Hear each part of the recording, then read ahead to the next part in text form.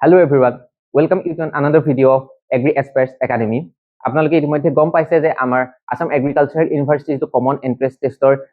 Under graduate প্ৰগ্ৰামৰ কাৰণে কাউন্সেলিঙৰ ইতিমধ্যে নতুন ডেটছ ওলাই গৈছে 10 to 13 আগষ্টত আপোনালোকৰ কাউন্সেলিং হ'ব। সো হেতু ৰিগাৰ্ডিঙত আমি ৰিসেন্টলি এটা আমাৰ চেনেলত ভিডিও আপলোড কৰিছিলো about the whole counselling process. So তাত আমাৰ বহুত ৰেসপন্স আহিছিলে এবাউট দা কাট অফস। আমাৰ বহুত ফোন কলস পাইছিলো যে কাট অফ টু দাদা কিমান হ'ব, ইমান ৰেংকত আমি কলেজ অফ এগ্ৰিকালচাৰ বা ভেটেৰিনাৰী সিট পোৱাৰ চান্সেস আছে নে নাই। গতিকে একচুয়ালি আজি আমি হেতুৰ কাৰণে কাট অফৰ ওপৰত এটা ভিডিও বনাবলৈ লৈছিলো। আমাৰ এই ভিডিওটো বনোৱা একচুয়ালি প্ল্যান নাছিলে, কিন্তু ফোন কলস পাইছো আৰু আমাৰ টাইমতো আমাৰ হৈছিল যে আমি যেতিয়া এস্পিৰেন্ট আছিলো আমাৰ তেতিয়া সদায় মনত এটোৱে থাকে যে আমি সিটটো পাম নে নাপাম, কাউন্সেলিং আহি আছে হয় এতিয়াও, কাৰণ কাউন্সেলিংলৈ 1 উইক এটা সময় আছে। গতিকে সকলোৰে মনত হেতু আহি থাকে যে কাউন্সেলিংত আমি সিটটো পাম নে নাপাম, কিমান বা কাট অফ যায়। গতিকে আজি as a PhD scholar this is our duty to guide you but not to misguide you. So আমি আজি ট্রাই কৰিম এটা ৰেঞ্জ আপোনালোকক দিবৰ বাবে যে যিটো ৰেঞ্জত সিট পোৱাৰ চান্সেসটো আছে, কাৰণ আমি ইতিমধ্যে লাষ্ট ভিডিওটো আপোনালোকক ডেসক্ৰাইব কৰিছো যে কাট অফটো একচুয়ালি প্ৰেডিক্ট কৰাটো ইমান ইজি নহয়, কাৰণ কাট অফটো বহুত ডিফাৰেন্ট ফেক্টৰছৰ ওপৰত ডিপেন্ড কৰে। কিন্তু তথাপিও আমি লাষ্ট দি দুবছৰ 2024 আৰু 2025 কাউন্সেলিং প্ৰসেস তাৰ ওপৰত ভিত্তি কৰি আমি আজি ট্ৰাই কৰিম ইন ডেপথ জানিবৰ কাৰণে কাউন্সেলিং প্ৰসেসটো আৰু কাউন্সেলিংৰ কাট অফ খিনি। সো মই ফাৰ্স্ট স্টাৰ্ট কৰিছো আমাৰ 2024 যিটো কাউন্সেলিং প্ৰসেস। সো এখন সিট মেট্ৰিক্স হৈছে 2024 সেকেন্ড কাউন্সেলিংৰ কাৰণে এখন সিট মেট্ৰিক্স ওলাইছিলে। সো আমি যদি চাও ফাৰ্স্ট কাউন্সেলিংৰ পিছত আমি প্ৰথম স্টাৰ্ট কৰিছো ভেটেৰিনাৰী সায়েন্সৰ পৰা। সো ভেটেৰিনাৰী সায়েন্সত যদি চাও কলেজ অফ ভেটেৰিনাৰী সায়েন্স যিখন আমাৰ গুৱাহাটী খানাপাৰাত আছে 38ত তাত অলৰেডি সিটস খতম হৈ গৈছিলে। আনৰিজাৰ্ভডৰ কথা কৈ আছো আৰু এটো কাট অফ কমন ৰেংক হয়। আনৰিজাৰ্ভডত 38ত খতম হৈছিলে আৰু তেনেকে লখিমপুৰ কলেজখনত 100 কমন ৰেংকত সিটস খতম হৈ গৈছিলে। তাৰপিছত যদি আমি এগ্ৰিকালচাৰৰ কলেজ কেইখনলৈ আহো, স্টাৰ্ট কৰিছো মই আমাৰ যোৰহাট কেম্পাছৰ পৰা। যোৰহাট কেম্পাছত যদি চাও 128ত সিট শেষ হৈ গৈছিলে আৰু বাকি যি দুখন কলেজ আছে বিশ্বনাথ চাৰিআলি আৰু ধুবুৰী তাতো 230 আৰু 302। সো 128ৰ পৰা 302ত এগ্ৰিৰ সিট শেষ হৈ গৈছিলে। সো আমি ফাৰ্স্ট কাউন্সেলিংত আমি দেখিলো যে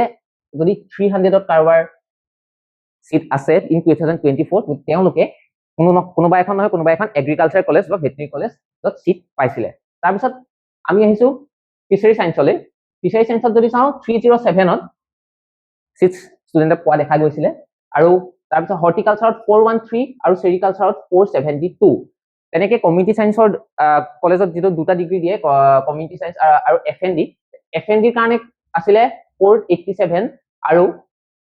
কমিউনিটি সায়েন্সৰ কাৰণে আছিলে 517। এটো আমি ডিসকাস কৰিলো 2024।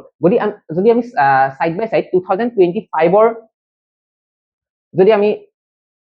লিষ্টখন চাও, এখন 2025ৰ লিষ্ট।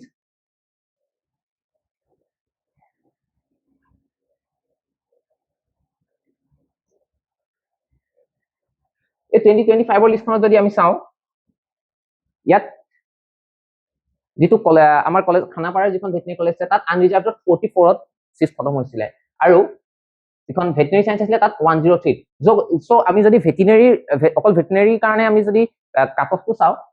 2024 আৰু 2025ত সিমিলাৰ ট্ৰেন্ড আমি দেখিছো যে 100ত শেষ হৈ গৈছিলে ইন 2024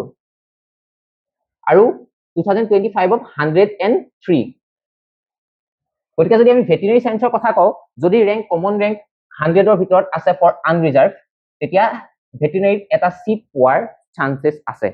যদি আমি আগৰ দুটা ট্ৰেন্ড চাও। কিন্তু এটো বহুত ফেক্টৰৰ ওপৰত ডিপেন্ড কৰে। আমি যদি 100 বুলি কৈছো যে তাত সিটটো পাব হেতু কনফাৰ্ম নহয়, আমি এটা জাস্ট প্ৰেডিকচন কৰিছো। তেনেকে যে আমি ইয়াত কলেজ অফ এগ্ৰিকালচাৰৰ কাৰণে চাও যেটো আমাৰ যোৰহাট কেম্পাছ 2024ত আছিলে 128ত লাষ্ট সিট পাইছিলে, কিন্তু আমি যে ইয়াত এটা ভাষ্ট ডিফাৰেন্স আছে এটো হৈছে 211 ইন 2025। সো আমি যদি দেখো এপ্ৰক্সিমেটলি 90টা ৰেংকৰ ডিফাৰেন্স আছে। গতিকে আমি যদি এগ্ৰিকালচাৰৰ কাৰণে চাও আৰু আমি যদি লাষ্ট বিএনসি আৰু এসসিএছৰ কাৰণে চাও 426 লৈকে গৈছে, কিন্তু 2024ত ইমানলৈকে ৰেংক যোৱা নাছিলে। গতিকে আমি যদি এগ্ৰিকালচাৰৰ কথা কও, এগ্ৰিকালচাৰ আনৰিজাৰ্ভডৰ কাৰণে এপ্ৰক্স 130 ভিতৰত যদি আপোনাৰ সিট আছে তেতিয়া পোৱাৰ এটা হাইলি চান্সেস আছে ইন কলেজ অফ এগ্ৰিকালচাৰ। কিন্তু হেতু হয়তো বাঢ়িবও পাৰে, হয়তো কোনোবা 200 সিট পাব পাৰে, কিন্তু আমি এটা সেফ যেটো সেফ আমি ক'ব পাৰো হেতু আমি প্ৰেডিক্ট কৰিছো জাস্ট 130 এৰাউণ্ড যদি হয় 130 টু 150 ইউআৰৰ কাৰণে কলেজ অফ এগ্ৰিকালচাৰ যোৰহাটত পোৱাৰ চান্সেছ আছে। আমি যি দুখন এতিয়া সিট মেট্ৰিক্সৰ আমি 2024 আৰু 2025ৰ এনালাইসিস কৰিলো, তাৰ ওপৰত আমি এটা ৰেঞ্জ দিব বিচাৰিছো যে আপোনালোকৰ এটা আইডিয়া হওক যাতে আপোনালোকে কিমান সিট পোৱাৰ চান্সেছ আছে। আমি এটো যিখিনি ৰেঞ্জ দিম এটো জাস্ট ষ্টুডেন্টছ খিনিক মোটিভেট কৰিবৰ কাৰণে, এনেকুৱা নহয় যে যদি আপোনালোকৰ ৰেংক এইখিনি ৰেংকৰ ভিতৰত নাই তেতিয়াহলে আপোনালোকে সিটটো নাপাব, তেনেকুৱা কোনো ধৰণৰ কথা নাই। আমি এটা জাস্ট এটা প্ৰেডিকচন দিছো, এটা সেফ ৰেঞ্জ দিছো। তো আমি যদি চাওঁ, আমি যদি কলেজ ওয়াইজ আপোনালোকক ক'বলৈ যাওঁ, আনৰিজাৰ্ভড মই কেটেগৰি কেইটা লিখি লৈছো, unreserved, OBC, EWS, SC, ST, মই আমাৰ যিকেইটা মেইন কেটেগৰি সেই কেটেগৰি কেইটাৰ বিষয়ে কেৱল ক'বলৈ লৈছো, কাৰণ আমি যদি প্ৰত্যেকটো কেটেগৰিৰ বিষয়ে এনালাইসিস কৰিবলৈ যাওঁ ভিডিওটো বহুত দীঘল হৈ যাব। গতিকে কাৰোবাৰ যদি কুৱেৰিজ থাকে আমাৰ সোশ্যাল মিডিয়াত আপোনালোকে আমাক সুধিব পাৰে, আমি আপোনালোকক হেল্প কৰিব ট্ৰাই কৰিম। ইয়াৰ পিছত যদি আমি চাওঁ, veterinary science, college of agriculture Jorhat, overall agriculture, fishery, horti, seri আৰু ফাইনেলি কমিউনিটি। গতিকে যদি আমি আনৰিজাৰ্ভডৰ কথা কওঁ, যদি 90 to 100ত আছে ৰেংক, তেতিয়াহ'লে ভেটেৰিনেৰী সায়েন্সত সিট পোৱাৰ এটা প্ৰবেবল চান্স আছে। তাৰপিছত যদি আমি কলেজ অফ অকল এগ্ৰিকালচাৰৰ কথা কওঁ, তেতিয়া আনৰিজাৰ্ভডৰ কাৰণে 130 to 150 কমন ৰেংক, এগ্ৰিকালচাৰৰ কাৰণে 320 to 350 কমন ৰেংক, ফিচাৰী সায়েন্সৰ কাৰণে 170 to 220, হৰ্টিকালচাৰৰ কাৰণে 400 to 500, চেৰিকালচাৰৰ কাৰণে 450 to 550 আৰু ফাইনেলি কমিউনিটি সায়েন্সৰ কাৰণে 500 to 700। যদি এইটো ৰেঞ্জত আপোনালোকৰ ৰেংক আছে, কমন ৰেংক আছে, তেতিয়াহ'লে আপোনালোকে সিট পোৱাৰ চান্সেছ আছে। তাৰপিছত যদি আমি OBC কোটালৈ আহোঁ, OBC কোটাত মই এইটো কেটেগৰি কোটাৰ কথা কোৱা নাই, যিটো আমাৰ কমন ৰেংক আহে, কমন ৰেংক যিখন মেৰিট লিষ্ট আহে, এই কমন ৰেংকৰ ওপৰত ভিত্তি কৰি আমি প্ৰেডিকচনছখিনি কৰিছো। OBCৰ কাৰণে 200 to 400 ৰেংক, ভেটেৰিনেৰী সায়েন্সৰ কাৰণে, কলেজ অফ এগ্ৰিকালচাৰৰ কাৰণে 400 to 500, ওভাৰঅল এগ্ৰিকালচাৰৰ কাৰণে 550 to 600, ফিচাৰী সায়েন্সৰ কাৰণে 570 to 750, হৰ্টিকালচাৰৰ কাৰণে 700 to 800, চেৰিকালচাৰৰ কাৰণে 750 to 810 আৰু ফাইনেলি কমিউনিটি সায়েন্সৰ কাৰণে 850 to 1000। ইমানটো কাট অফ ৰেংক যোৱাৰ চান্সেছ আছে OBC কেটেগৰিৰ কাৰণে। কিন্তু ইয়াত মই যিখিনি আমাৰ OBCৰ বাকী কেইটা আমাৰ TGL হৈ গ'ল, মৰাণ, মটক, কোচ ৰাজবংশী, চুতীয়া, সেইকেইটা কেটেগৰি মই ইয়াত ইনক্লুড কৰা নাই, কেৱল যিখিনি অকল OBC কেটেগৰি সেই OBC কেটেগৰিটোহে ইয়াত ইনক্লুড কৰা হৈছে। গতিকে বাকী যিসকল আছে তেওঁলোকে ভাবিব নালাগে যে যদি তেওঁলোকৰ ৰেংক 1000ৰ ভিতৰত নাই তেওঁলোকে সিট নাপাব, এনেকুৱা কোনো কথা নাই। আমি বাৰে প্ৰতি আপোনালোকক কৈ আছো। ইয়াৰ পিছত আমি EWS লৈ যদি আহোঁ, ভেটেৰিনেৰীৰ কাৰণে 120 to 130, তাৰপিছত যদি চাওঁ আমি কলেজ অফ এগ্ৰিকালচাৰৰ কাৰণে 250 to 300, এগ্ৰিকালচাৰ ওভাৰঅল এগ্ৰিকালচাৰৰ কাৰণে 380 to 530, ফিচাৰী সায়েন্সৰ কাৰণে 450 to 510, হৰ্টিকালচাৰৰ কাৰণে 500 to 600, চেৰিকালচাৰৰ কাৰণে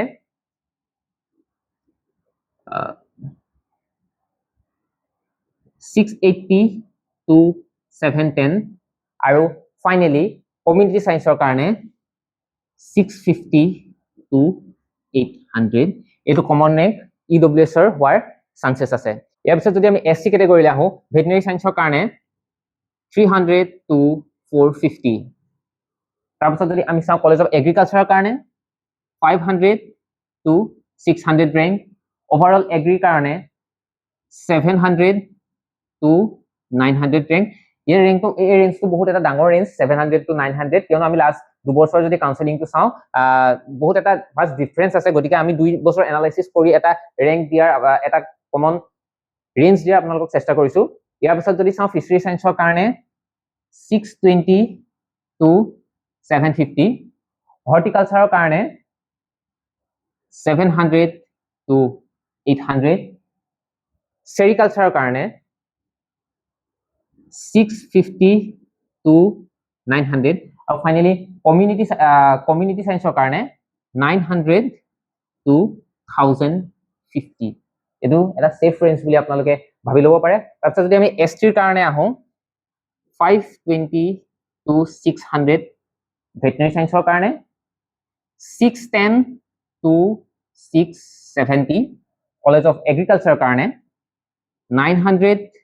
to 1000 overall agriculture কাৰণে 860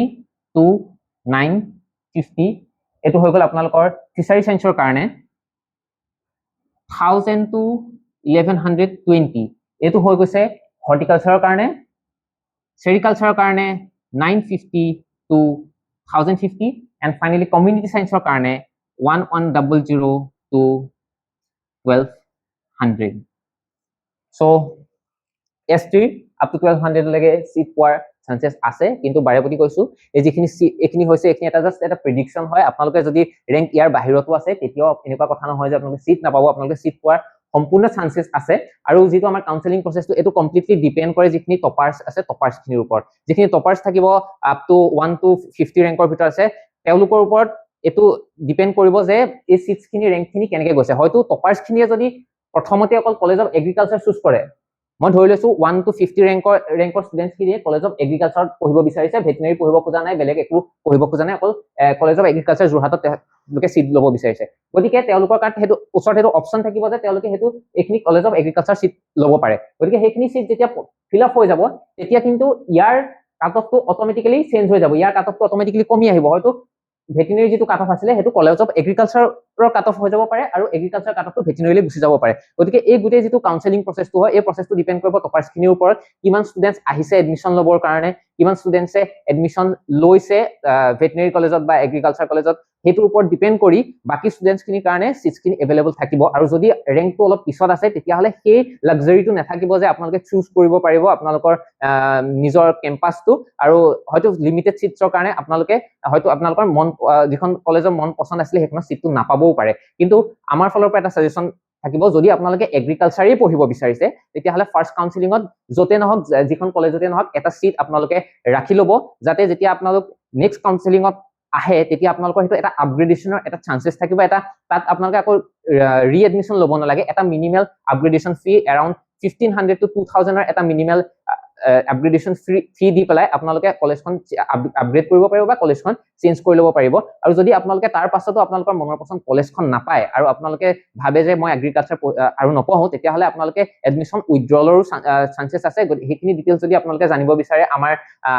আসাম এগ্ৰিকালচাৰ ইউনিভাৰ্চিটি ৱেবসাইটৰ যিখন বুলেটিন আছে সেই বুলেটিনত আপোনালোকে তাত পাই যাব কিমান দিনৰ ভিতৰত আপোনালোকে উইথড্ৰ কৰিলে 100% ৰিফান্ড পাব কিমান দিনৰ ভিতৰত 95% ৰিফান্ড পাব অল ডিটেইলছ আপোনালোকে তাত পাই যাব ইতিমধ্যে আমি আহি পেলাই আমাৰ ভিডিওটো শেষত উপনীত হৈছোহি আপোনালোকে যদি আমাৰ ভিডিওটো ভাল পাইছে আমাক ফলো কৰিব আৰু আপোনালোকৰ যি কিবা কোৱেৰিজ আছে আমাৰ সোশ্যাল মিডিয়া প্লেটফৰ্মত আপোনালোকে আমাক কন্টাক্ট কৰিব পাৰে লগতে আমাৰ ফোন নম্বৰছও আছে আপোনালোকে ফোন নম্বৰছত আমাক কল কৰিব পাৰে হোৱাটছএপ মেছেজ কৰিব পাৰে আমি আপোনালোকক যিমান পাৰো হেল্প কৰিব সহায় কৰিম